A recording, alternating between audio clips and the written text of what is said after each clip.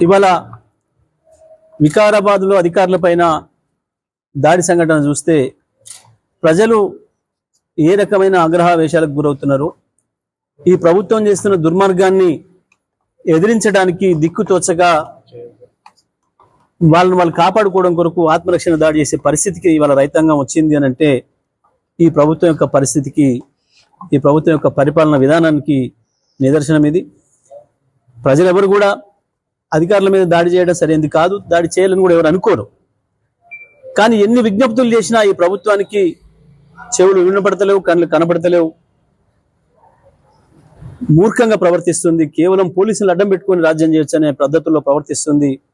అటువంటి పరిస్థితులలో అక్కడ గిరిజన రైతాంగం తిరుగుబాటు చేసే దశకు వచ్చిండ్రు. ఈ పరిస్థితి రావడానికి ప్రభుత్వమే కారణం తప్ప ప్రజలు కాదు. ఇంకొక విషయం కూడా, మొత్తం ఇచ్చిన హామీల నుంచి తప్పించుకోవడం కొరకు వాళ్ళ మోసపు మాటల్ని ప్రజలు నిలదీస్తున్నారని చెప్పి ప్రజలు భయపడడం కొరకు ప్రభుత్వమే స్వయంగా దాడులకు పూనుకుంటుంది.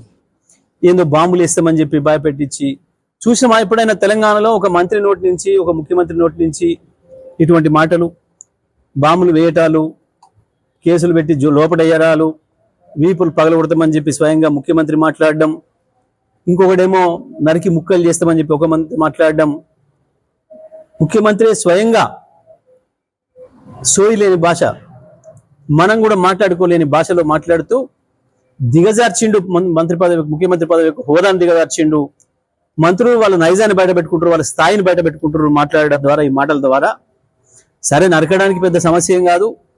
ఒకవేళ నరకడమే ముఖ్యం అనుకుంటే మీరు దేనికి కూడా దొరకరు, మీ శవాల అడ్రస్ కూడా దొరకవు. వాస్తవానికి ఒకప్పుడు మేము కూడా అనుకుని ఉంటే అట్లా, కానీ మాది ఎప్పుడు ఆ పాలసీ కాదు. కేసీఆర్ది ఎప్పుడు అది కాదు. కేసీఆర్ ఎప్పుడైనా ఒక పరిషత్ పదజాలం మా నోటి నుంచి వస్తేనే మమ్మల్ని ఖండించేవాడు. అసెంబ్లీలో ఒక మాట నేను మాట్లాడుతూ వచ్చినప్పుడు నా తరఫున లేచి కేసీఆర్ గారు సారీ చెప్పాను. అది కూడా నేను అన్నది పెద్ద పదమేం కాదు.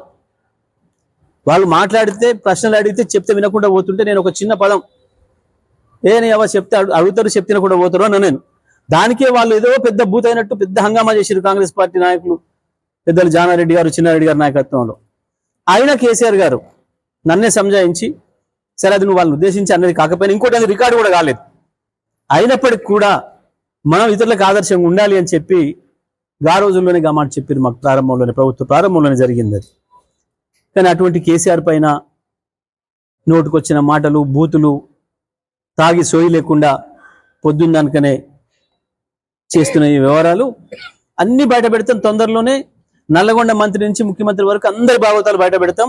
ఈ వడ్ల కుంభకోణం, దీనికంటే ముందు విత్తనాలు, ఎరువుల కుంభకోణం, ఈ రకంగా ఒకటి తర్వాత ఒకటి.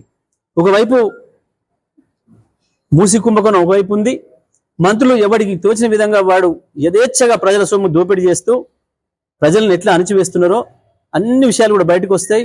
మీ నోరు ఆ మూసిని బాగు చేసే ముందు, మూసిని దేంతో బాగు చేయాలనుకుంటున్నారో దాంతో ఆ మూసి నీళ్లతోని మీ నోర్లు కడిగినా సాగుగానంత గలీజ్ భాషలో మాట్లాడుతున్నారు. మీరు ఇదే పద్ధతిలో ముందుకు పోతాం అనుకుంటే, ఒకప్పుడు తెలంగాణ ప్రజలు ఇస్నూరు గడి మీద తిరుగుబాటు చేసి ఏం పోసినరో వాడి నోట్లో, ప్రజల శత్రువు నోట్లో, మీ నోట్లో కూడా మూసి నీళ్ళు పోస్తారు. అనగబెట్టి ఒళ్ళు జాగ్రత్త పెట్టి మాట్లాడాలి, జాగ్రత్త పెట్టుకొని మాట్లాడాలి. ఎవడైనా సరే తాగి రోడ్ల మీదకి వచ్చి మాట్లాడితే మంచిగా ఉండదు.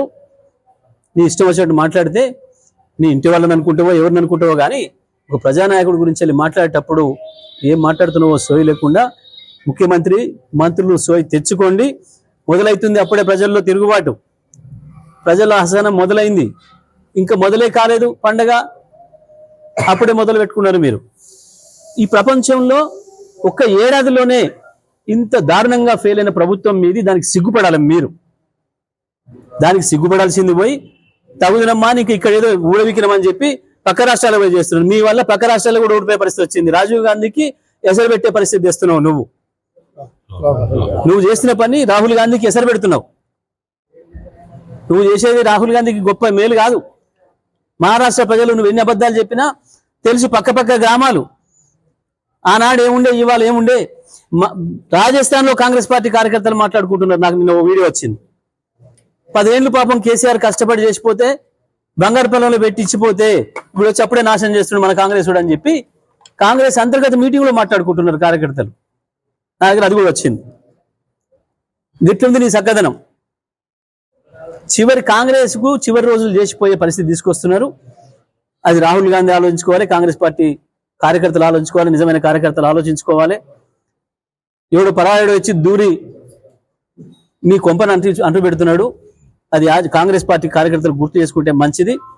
ప్రజల్లో వస్తున్న తిరుగుబాటు, రైతాంగంలో వస్తున్న తిరుగుబాటు, మీరు ఇల్లుగుల కొడితే వస్తున్న తిరుగుబాటు, మీరు ప్రజల భూములు ఆక్రమించి కాలుష్య పరిశ్రమలు తెస్తుంటే ప్రజల నుంచి వచ్చిన తిరుగుబాటు, ఇవి ఆపలేవు, మీరు ఆపలేరు. మీ మాటలతోని, మీ బాంబులతోని, మీ లాఠీలతోని, మీ తుపాకులతోని, మీ కేసులతోని ఆపలేరు. ఇప్పటికైనా సమీక్ష చేసుకోండి, ఒళ్ళు దగ్గర పెట్టుకొని మాట్లాడడం నేర్చుకోండి, పరిపాలన నేర్చుకోండి.